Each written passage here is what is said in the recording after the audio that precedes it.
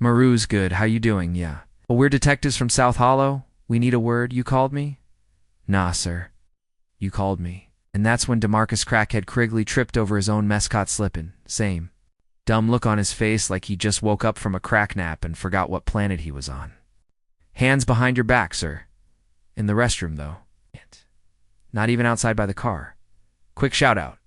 Dear Woke Christian and Lady Luck Club. Salute. I was watching their panel and saw DeMarcus getting hauled off. Thought for sure it was about that Thornton Township scuffle. But according to them, not even related. They're solid sources. So I believe him. I remember hearing DeMarcus got locked up over a phone not too long ago, so I figured maybe this was that. Oh, but no, this was something else. Now here's where it gets shady. As soon as the cops grab him, one of them starts. I'm placing you under arrest for, and then nothing. Dead silence. Like they didn't want it on record. DeMarcus didn't argue, didn't holler, didn't even ask why. Just nodded and shuffled like he already knew the drill. So of course, we're diving into all of it, body cam footage, context, everything. Because this wasn't your average arrest, fam. So boom, they cuff him, walk him out of the bathroom. And here comes DeMarcus talking about, let me put out my cigarette. Then says, my wife's here. Like that's gonna change something. Then he's all, don't tighten the cuffs too much. Sir, please. This ain't brunch you're on your way to booking. There randomly tells them he works on cars. Now? Oh, now you're a mechanic? Since when? Because that Ghost Township gig? That ride is over? Tiffany Henyard's sugar train? Done. They march him down the street like it's some kind of parade. Big shout out to Street Media Network. They got the footage. Links in the description. They captured it all. Even though the audio cut off near the car. Probably on purpose. Either they didn't want us to hear what was Sador DeMarcus. Just stayed silent. But something's up. Can see the officer show him something on a phone. And now everybody's asking, what was that? At first glance, I figured maybe it was a screenshot from the brawl. Like, is this you handing off the phone? Is this you swinging? But nah, this feels deeper. Something they're not saying yet. All we do know is DeMarcus got booked on March 27th and probably bailed out by now. But this? Just another chapter in the Henyard crew's downfall. And trust everybody's waiting on the main event, the grand finale, the big arrest. Because let's be real, DeMarcus. He's a pawn, a throwaway sidekick in the Tiffany Henyard saga. Her clock is ticking. One by one, her crew is crumbling. She's next. Mark this down, the day she gets cuffed and stuffed into a squad car. That's going to be Dalton's most satisfying season finale. Popcorn ready. You can tell this ain't his first run-in with the law. The way he casually dropped I work on cars now like that cleared everything up. Yeah, okay, sure. Let's hope that's true, because lying to police, that's a crime. 2. So next thing you know, they're escorting him on a little stroll to the car. Just another field trip for OL Crackhead Crigley. Didn't resist, not one bit. That's how you know this ain't his first rodeo. But let me tell you what he didn't want to let go of. That Newport. Clung to that cigarette like it was.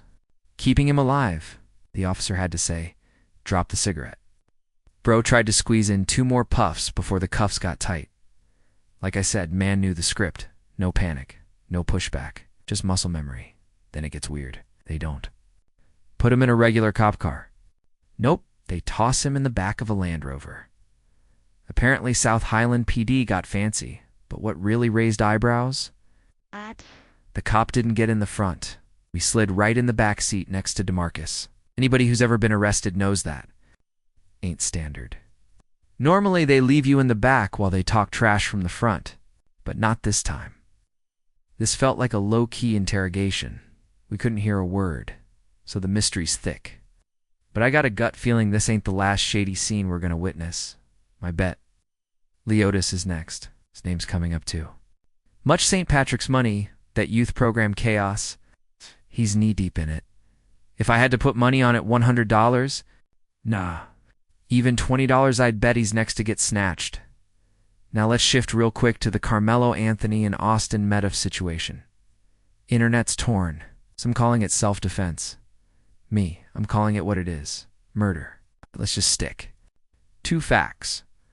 Cops originally said Austin skipped school to hit up the track meet, but new info says he was allowed to be there. See how simple that is? You get something wrong, you fix it. Do you know what can't be fixed? That knife. Ain't no reason to bring a blade to a track meet. None. People yelling. Self-defense would be flipping tables if it was their kid who got stabbed. Miss me with that calm energy, but let's keep it a buck. Early reports said he skipped school to show up at that track meet. That's what law enforcement told the media. But turns out they got it wrong. He was allowed to be there. So let's set the record straight on that. What we can't excuse, though, is the fact that he brought a knife. That's where the self-defense claim starts falling apart. Because let's be real, if that was your kid who got stabbed, there's no way you'd be calling that self-defense. You'd want justice. This ain't about race. This ain't black and white. This is about someone making a reckless decision with deadly consequences. Now people are saying the suspect was being bullied. But I also heard he was the captain of the football team. Make it make sense. How is the team captain getting bullied? You mean to tell me he's calling plays, leading the squad, but he's getting picked on by his own teammates? Stop that. Narrative doesn't hold up. It's sounding like PR spin. His lawyer's doing what he's paid to do, run a defense, but this angle? It's weak. And here's something else I don't get. Bond was originally set at $1 million. That means you'd need 10% $100,000 to walk. And guess what? They raised over $400,000 online. So why was he still sitting in jail? Supposedly, there were delays in processing the bond, maybe. But it doesn't add up. One of the donation platforms even shut down and refunded everyone. They had to restart on a new site. Now there's like 20 different pages claiming they're raising money for him. Let me be clear, half of those are scams. If you're going to donate, make sure it's actually going to the right people, not some random using his photo and story. The internet's full of hustlers, and folks will milk a tragedy fast. Be smart. Do your homework. Anyway, we're going to keep following this story, and my stance hasn't changed. I think he's guilty. I think he showed up expecting drama, got into it, and took it way too far. Because let's be honest, you know how hard you got to stab someone to kill them? It's not instinct. That's intent. That's rage. It's personal. So, nah, I'm not buying this innocent act. And now folks want to frame it like it's some emotional underdog story? It's like this poor, bullied football captain just happened to be carrying a knife in case things got heated? Nah, brew. If you were, really just trying to defend yourself, why bring a blade to a school event in the first place? Let's be honest, the math ain't mathing. So lawyer came ready to earn that paycheck, but this defense is looking shaky. Duh.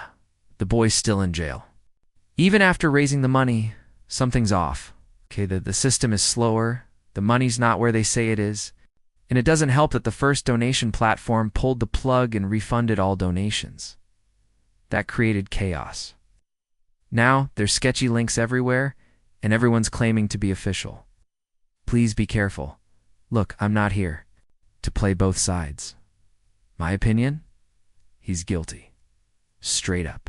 Brought a knife, went into that tent, and reacted violently. That's not fear. That's action. It's choice. You don't accidentally end up in the other team's tent with a knife in your pocket just because of some rain. You walk your butt back to your own sideline. And word on the street is this isn't his first time with a blade. Supposedly he's already been suspended once before for bringing a knife to school. You think prosecutors are going to ignore that? Not a chance. Shows pattern. That shows behavior. So for everyone yelling he was scared, let's talk facts. It's not fear. That's premeditation. And for those saying, well, Austin shouldn't have touched him, okay. But Carmelo shouldn't have had a weapon at a school function. Two wrongs don't cancel each other out. One of them ended up dead. This ain't about color. This is about right and wrong. Period. Smash that like button. Hit subscribe where. Not done breaking this down. And as for crackhead Krigley, he's next. Right behind cigarette break. That St. Patrick's money mess. That fake car wash youth program. They're all circling the drain. Cuffs are coming one by one.